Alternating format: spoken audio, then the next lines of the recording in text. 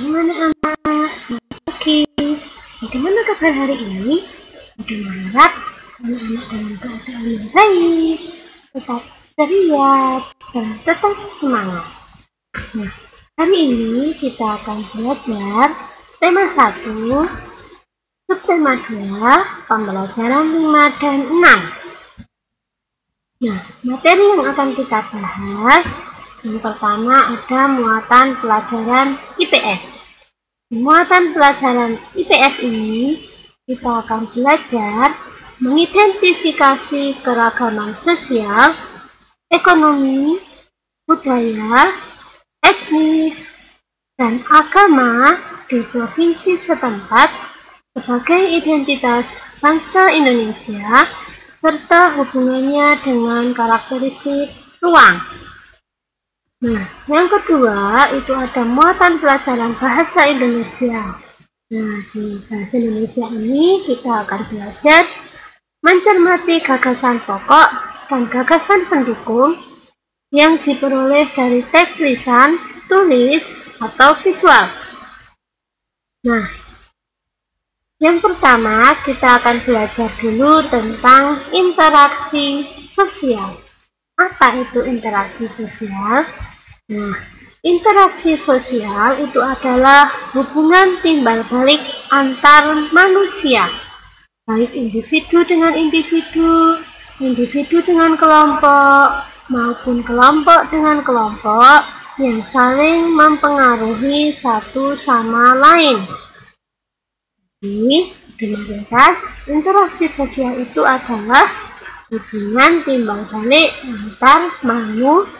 Jadi, interaksi sosial ini masih erat kaitannya dengan kerja sama. Nah, interaksi sosial itu yang pertama, contohnya ada interaksi sosial di lingkungan sekolah. Nah, anak-anak bisa perhatikan dulu ya.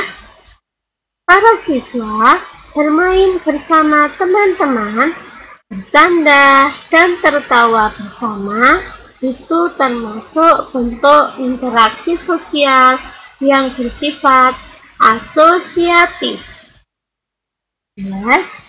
Jadi saat kalian bersama teman, bermain bersama, bercanda, tertawa bareng, itu namanya interaksi sosial yang bersifat asosiatif. Nah, saat siswa melakukan kegiatan bersama, bermain, dan bergerak, mereka pun telah bergerak secara dinamis dan berinteraksi dengan teman-temannya.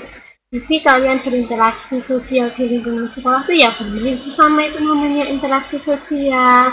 Belajar bersama, kemudian mengerjakan tugas bersama, itu disebut dengan interaksi sosial di lingkungan sekolah.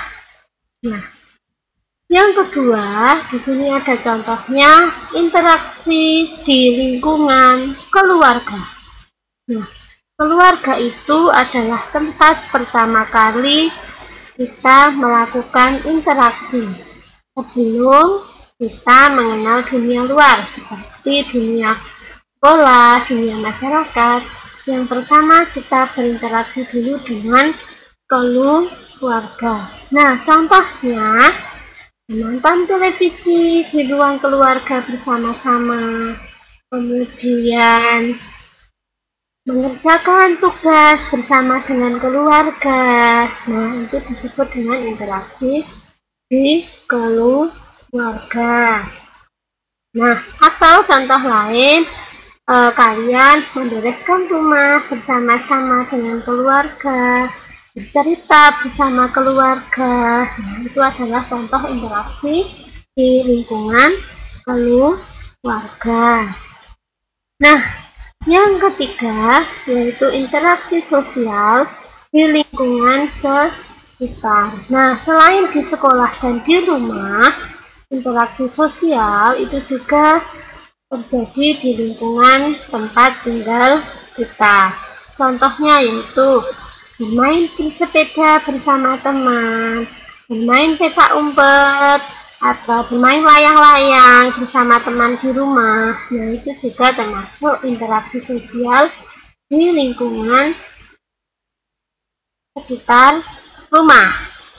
Nah, anak-anak, interaksi di sekitar lingkungan rumah ini itu ada manfaatnya, yaitu memupuk jiwa kebersamaan, kesetiakawanan, dan juga dapat menghemat energi. Kenapa? Karena kita tidak seutuhnya hanya menonton televisi, bermain komputer, tapi kita juga bisa bermain bersama teman di luar rumah. Nah, itu tadi contoh interaksi sosial di lingkungan sekitar. Nah, tadi kita sudah belajar IPS tentang interaksi sosial. Nah, sekarang kita belajar bahasa Indonesia. Nah, di materi bahasa Indonesia ini kita bersama-sama akan membuat ringkasan. Nah, cara membuat ringkasan, yang pertama anak-anak jelas harus membaca naskahnya dulu, membaca ceritanya dulu, dibaca dari awal sampai akhir 1-2 kali atau berulang kali sampai kalian paham maksud dari cerita tersebut. Nah, itu yang pertama. Kemudian yang kedua, nah karena kemarin kita sudah belajar mengenai gagasan pokok atau gagasan utamanya, nah anak-anak bisa mencatat gagasan pokok dari cerita itu. Nah, tadi sudah dibaca dari pertama sampai akhir, anak-anak sudah tahu, oh ini ceritanya itu tentang anak yang tidak mau nurut sama orang tuanya. Nah, kalian bisa tulis gagasan pokoknya. Oh, berarti yang pertama tadi itu anaknya pergi merantau. Terus yang kedua, oh terus di perantauan anaknya bertemu dengan wanita yang cantik. Yang ketiga, anak itu menikah dengan wanita cantik, anak orang kaya. Kemudian yang keempat, oh anak itu pulang ke rumah. Yang kelima, ketika ibunya menyapa, anak itu tidak mengenali ibunya. Contohnya seperti itu. Nah, setelah kalian mencatat gagasan-gagasan pokok itu, nah gagasan pokok itu bisa digabungkan menjadi satu kalimat yang baru atau satu paragraf baru. Oh, intinya berarti namanya siapa? Misalkan anak itu namanya Budi. Budi pergi merantau untuk mencari nafkah misalkan. Kemudian di perantauan dia bertemu dengan wanita yang cantik, anak pengusaha kaya. Setelah mereka bertemu dan saling menyayangi, akhirnya mereka menikah. Akan tetapi ibu Budi tidak mengetahui. Lalu Budi dan istrinya pulang ke kampung halaman Budi. Ketika Budi bertemu dengan ibunya dan ibunya menyapa, "Hai anakku," ternyata Budi menyangkal dan tidak mengenali ibunya. "Kamu bukan ibuku." Contoh, itu jadi ringkasan anak-anak. Sudah menjadi inti dari bacaan yang tadi banyak paragraf hanya dikumpulkan menjadi satu paragraf. Nah, itu contohnya seperti itu. Anak-anak bisa mengerti ya. Nah, kalau anak-anak sudah mengerti, anak-anak itu meminta untuk membaca bacaan perbedaan bukanlah penghalang yang ada di halaman 110 sampai halaman 111. Anak-anak bisa pelajari, bisa dibaca berkali-kali, tidak perlu dihafal, hanya dimengerti saja apa atau yang mau dibicarakan dalam bacaan perbedaan bukanlah penghalang ini.